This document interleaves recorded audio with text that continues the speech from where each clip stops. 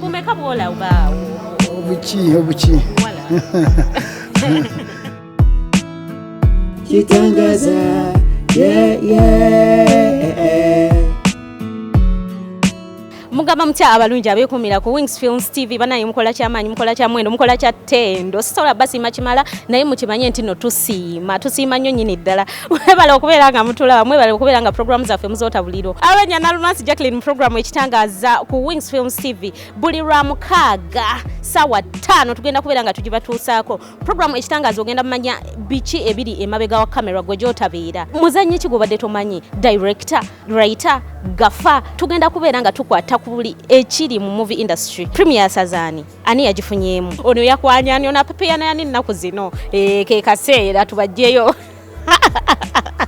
mubategeere mmwe ate abawagizi baabwe tugenda kyaza omukoomu waneno ku programu ekitangaaza buli lwa Saturday banaye gwata na subscribinga duka misinde ku YouTube ogenda osachinga YouTube channel yaffe gye bayita Wings Films TV ate osobola okubeera ng'otuutabuliro programu eno ekitangaaza eyina ba sponsors baneno wammanga Shamia Shoe Store bw'oba ng'oyagala okufuna olugatto olufaanana ng'olwange oli waddemba okudduka ku Shamia Shoe Store n'osobola okubeera nga weefunira engatto ez'enjawulo eyina ez'abasajja ez'abaana wamu n'ez'abakazi ennungi okuzaama bakubirako ku ssimu yaabwe 0751 326622 oba si ekyogenda ku peji yaabwe era kuliko Shamia Shoe Store online ojja kubeera ng'obafuna genda likinga followinga ate osobola okubeera nga weefunira engatto ez'enjawulo wamu ne Nahira Fashions esangibwa ku Entebbe Road awo nga wakavezana ku kizimbe kye bayita Honora Plaza ku ground floor room number HA4 wogenda okubeera ng'obasanga enamba osobola obafuna ku 0787 45 7146 ate osobola okubeera ng'obeefunira genda osobola okubeera nga weefunira ak'okunywa akalungi wamu n'ak'okulya akalungi ku Sekawa Motel ku Entebbe Road wanene Kibuye opposite Malcolm Pharmacy right yes asobola okubeera ng'ogenda otwalako omwagalwawo out osobola okubeera nga weerira ku bulamu ku Sekawa Motel ekitangaaza program katugenda mu trailer yaffe eya movie eri ku coming soon ate era tukomeo tovaawo Nalumansi Jacqueline komawo. When the 1,000 years ended, Satan will be set free from prison. He will go out to trick the nations on the earth. Satan's army will expand with many people than anyone can count, like sand on the seashores. A third of angels who fell with Lucifer were thrown from heaven, and now they are on the earth, free.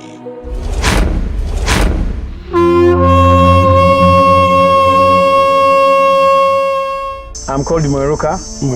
a scout, and I'm scouting for talented players like you. Let's go now. No, let's go with me. The walls are closing in. It has 144 pages. Feel it, and I will turn your soul. That is the only way to get back your soul. It's simple. Just do that. Take him to the cells and follow the protocol. No, and what happened to her? She failed the instructions. That's why she's gained every time. I will release your soul if you promise to keep your mouth shut. I promise I won't say anything. Please. We are going to get 144 souls. You're just walking around with that book in this village. And people are complaining. Danger. I said don't touch me. Are you deaf? An evil will rise. Now our kingdom is going to be the most powerful on this universe, more than that of Jesus. Make sure you punish him and he cries havoc. Coming soon. I said give me that book if you want to restore your soul. Jesus is the only one who restores souls. Danger, don't give out that book. Any problem? Don't touch me. I just want to help. Don't touch me. I just need to help you.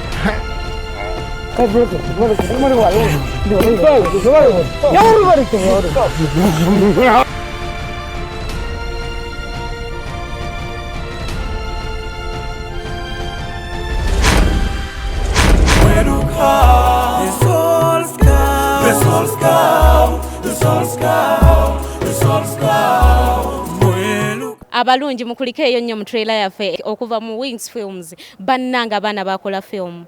banaye ndowooza banaye ba editor mukola kyamaanyi mukola kya muwendo nnyo kafiimu kalungi bannange tukeesunga lunaku lwe kanaafuluma naye saawa yonna nja kubeera mbategeeza ate osobola okubeera ng'odduka ku matundiro ag'ebinna Uganda osobola okubeera ng'okeefunira ndi n'omwami yatuuse dda mu studios n'omwami ono agenda kubeera nga ababuulira amannya ge ate tusobola okubeera nga tweyongerayo mu bibuuzo bino sebo tusanyusa okukulaba kale nange nsanyusa okubasanga erinnya omanyi kati bw'oba oyingira amaka gannyinimu omala kulaba waatuula tuweemanyiizaawo kati omusajja nga nze siba namanya mbeera nalinnya mpozi kabaka yabeera n'amannya kati erinnya Filipo Omwanawabandi eddala gwanvuli obaleta nyehangaane wanje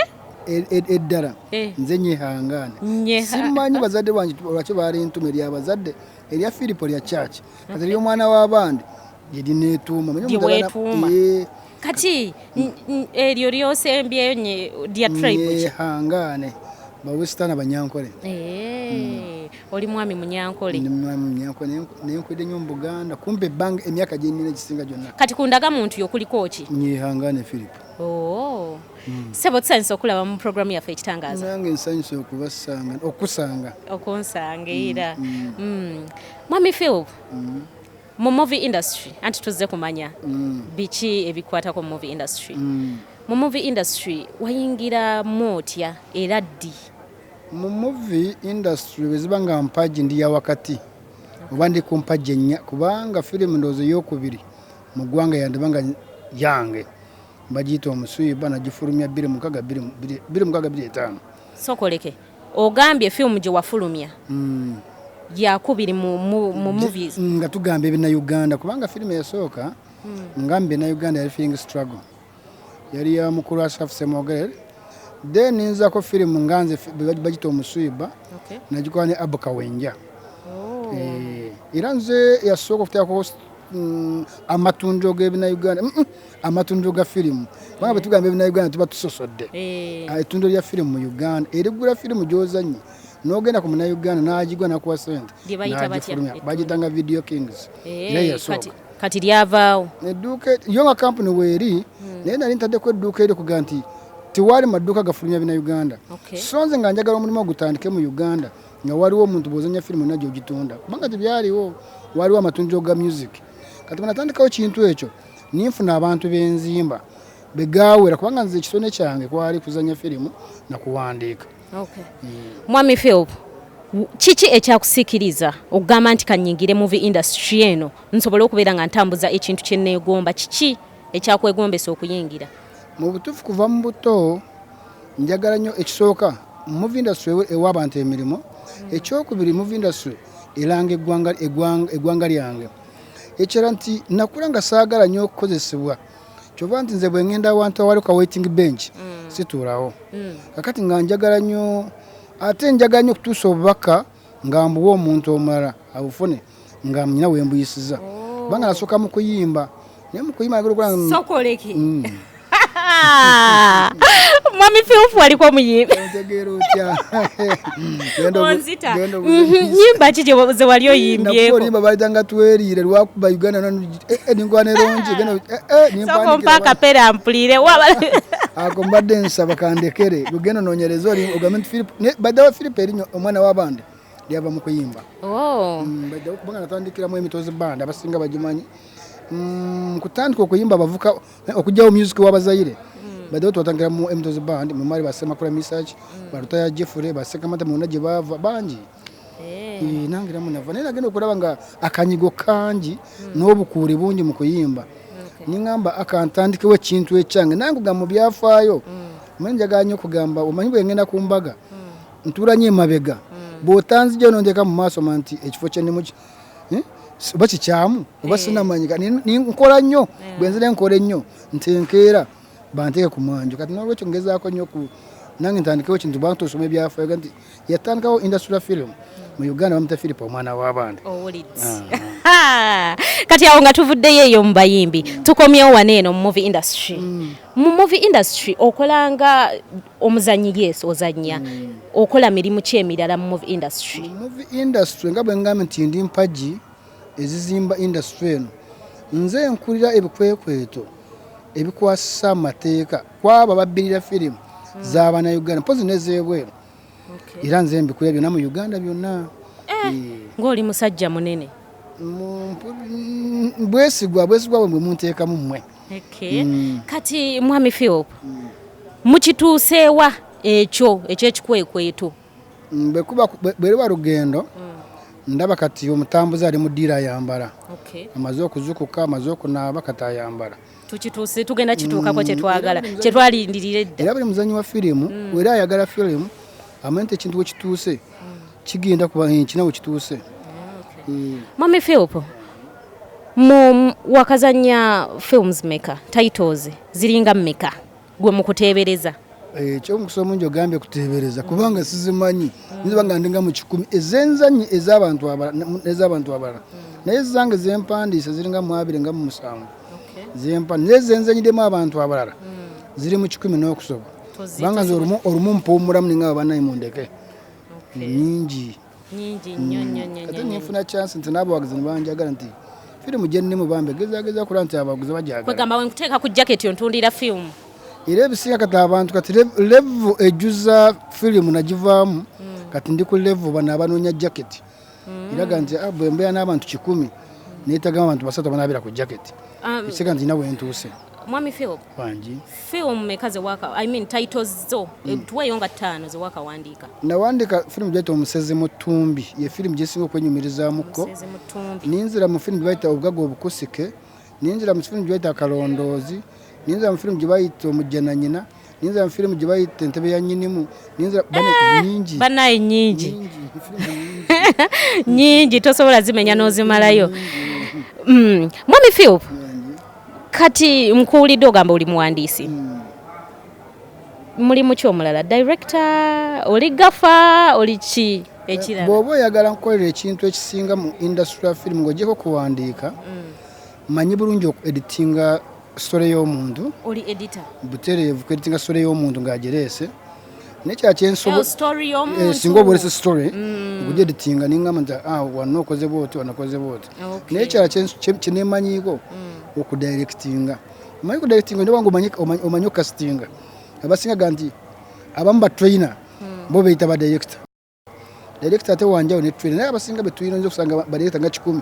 naye 80 batrainer naye nga beyita badirector. Owulidde bwati Mwami Philip no wagambye. Mwami Philip movies kize waka directinga kanyako kanyumira akamwami Philip bw'okwogera mpula nga ndi mukakamu mba nkunyonyogera okufa wegamba mpulira nga ndi mukakamu firimu ze naka directing zenjogeddeko already nze director waazo n'endala nga nyingi nnyo olaba Philip nze director waayo.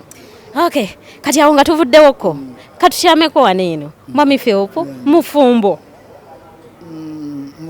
oba ali ku mudaala gw'abanoonya nandiba nga siri ku mudaala gw'abanoonya nandiba nga ndi ku mudaala gw'abanoonya nga nze banoonya nze obufumbo buno nti kino nkikugamba gukyali mwana muto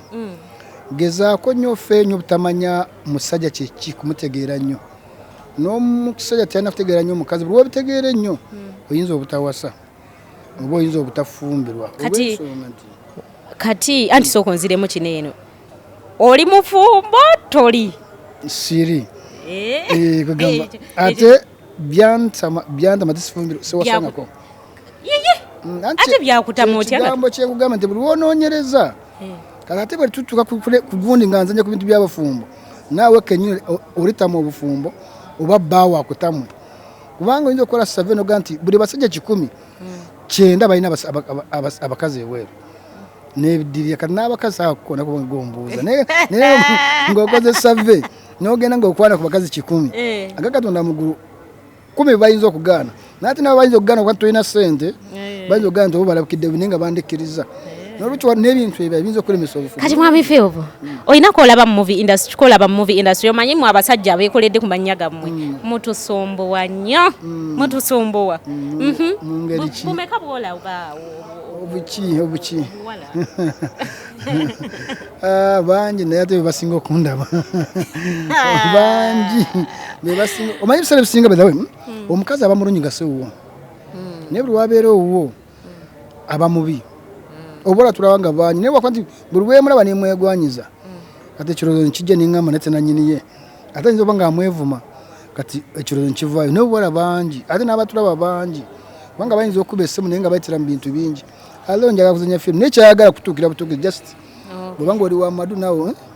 omugamba akagamba. Mwami Philip bubaka ki bwewandirekedde omuntu ali eyo nga yandyagadde okuyingira mu movie industry asobole naye ate okubeera ng'agiyingira omusikirize?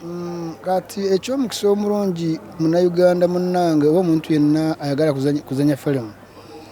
ekyomukisa omulungi nti firimu tebala myaka firimu ojangira mu lubuto negu n'entaano negizanya bagita malaaro ekika nti gwe yeegomba kuzanya firimu tojja ng'oze kufunamu leero suubiramu enkya nti n'olwekyo jangu ng'omulimu ogwo gwagala oya nga gwagala bwagazi ogere kufuna mu firimu naye buli ojja ng'omanyi nti ogenda kufunamu mangu ago bikuremye abasinga bajja mu firimu olw'abasajja abana bajjamu mu firimu olw'abawala bandabe nga nyirira bandabe nga ku TV nkwana abakazi nedda ebyo tebikola. Mwami Philip osiibule ku balabi baffe oba osobola otumireko bu girlfriend otumire kati n'olwekyo bwe niwagamba nti ntumira gundi bajja kunyiiga yakantumira abantu babiri abawagizi bange nyama bagobera industry film abaami n'abakyala mwenna mbatumidde. Bw'atyo Mwami Philip bw'abadde ndowooza mutegedde amannya ge mumutegedde ddiwe kwegamba akuddira mu luyimba taluwoomya bw'atyo wabadde bw'oba nga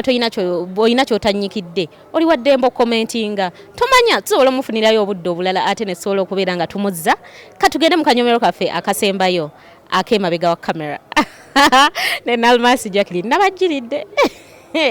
tovaawo katukomewo. Kitangaaza, yeah, yeah.